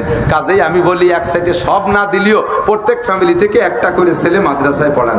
একটা ছেলে পড়ান, 5টা হলি একটা দেন, 4টে হলি একটা দেন, 3টে হলিও একটা দেন, 2টে হলিও একটা দেন, আরে একটা হলি একটাই দিয়ে দেন, ইনশাআল্লাহ ঠকবেন না। তবে দেওয়ার সময় ওই বেংলো কুজো বেহা কুড়াটা দেবেন না, প্রতি ফ্যামিলি থেকে 2-4-5 জন আছে, কানা খোড়াটা দেবেন না। সিটি প্রিন্সিপালের বাচ্চা, আল্লাহর রহমতে ভার্সিটির প্রিন্সিপাল স্যারের ছেলেও মাদ্রাসায়, টিওনো স্যারের বাচ্চা। টিওনা স্যারের ছেলে এই মাদ্রাসায়। এখন জেনারেল শিক্ষিতরা বুঝে ফেলাইছে, আরে কাম হবে না। জেনারেল সার্টিফিকেট যত বয়স বাড়ে তত তার দাম কমে, এক সময় যাইয়া তার কোনো দাম থাকে না। সরকার কয় তোমার এই সার্টিফিকেট দিয়ে পানি খালিয়ে পেট ব্যথা সারে না, যাও তোমার 20 লাখ টাকা দিছি, গটি কম্বল গুছায় বাড়ি চলে যাও। এই সার্টিফিকেট পরে নিয়ে আপনি 5 তারপরে JSC, SSC, ISC, BSc, MSc, BCS, doctor, engineer সব সার্টিফিকেট কয়খানে গুছালিতে এতগুলো হবে, 2 কেজি হবে। এ নিয়ে বাজারে দিয়ে ওইতে 2 কেজি নুন পাবেন। এক সময় ওর কোনো দাম থাকে না। আর কোরআনের সার্টিফিকেটের বয়স যত বাড়ে তত দাম বাড়ে, যত বাড়ে তত দাম বাড়ে। আমি নাসির যে সময় মৌলানা পাশ করে আসছি, যুবক মানুষ কেউ চেনে না। আমার যত বয়স বাড়তেছে ততই আমার দাম বাড়তেছে, সারা দেশে আমার প্রসার লাভ করতেছি। আল্লাহর রহমতে দাম বাড়ে, মরার পরে আরো দাম বাড়ে। সদস্য বাইচে থাকলে তার বাইচে থাকাকালে যে পরিমাণ তার ভক্ত ছিল, মরার পরে ভক্ত আরো বাড়ছে। সরমুনার পিসা বাইচে থাকতে যে পরিমাণ ভক্ত ছিল, মরার পরে আরো ভক্ত বাড়িয়ে যাচ্ছে। কতক্ষণ ঠিক না? কোরআনের সার্টিফিকেটের দাম বয়স যত বাড়ে দাম তত বাড়ে। ঠকবেন না। আপনারা একটা একটা করে ছেলে দেন, মাদ্রাসায় দেন, প্রত্যেক ঘর ঘর থেকে ছেলে দেন, আলেম বানান। এ আমাদের এই পাশে মোহাম্মদুল্লাহ, বাড়ির নাম কি তা জানি, নরাব্বা সাংবাদিক। আমার বাড়ির নাম, গ্রামের নাম ফায়েক সাংবাদিক ছেলে ওয়াবি মোহাম্মদুল্লাহ, খুব ভালো আলেম হবে ইনশাআল্লাহ। আমার মাদ্রাসা বেশ কয়েক বছর পর এখন অন্য জায়গা পড়ে, খুব ভালো আলেম হবে। একটা জেনারেল ফ্যামিলির ছেলে। তার মা বাবা হয়তো প্রথম রাজি ছিল না, এখন অবশ্যই রাজি, মহা খুশি। একসময় দেখবেন যে আপনার কাশিয়ার এসে তার মাধ্যমে চমকাবে ইনশাআল্লাহ। আপনাদের ইসমাইল বুখারী আমাদের কাশিয়ানির সন্তান, সারা বাংলাদেশে তার প্রসিদ্ধি আছে। এরকম নেক সন্তান আপনাদের ঘরে হোক, আল্লাহ তাআলা কবুল করুক, বলেন আমিন। এখন এই মসজিদেরও ছাদ করতে হবে, আর এই যে ইটির দাঁত বার হয়ে রয়েছে, এরপরে এই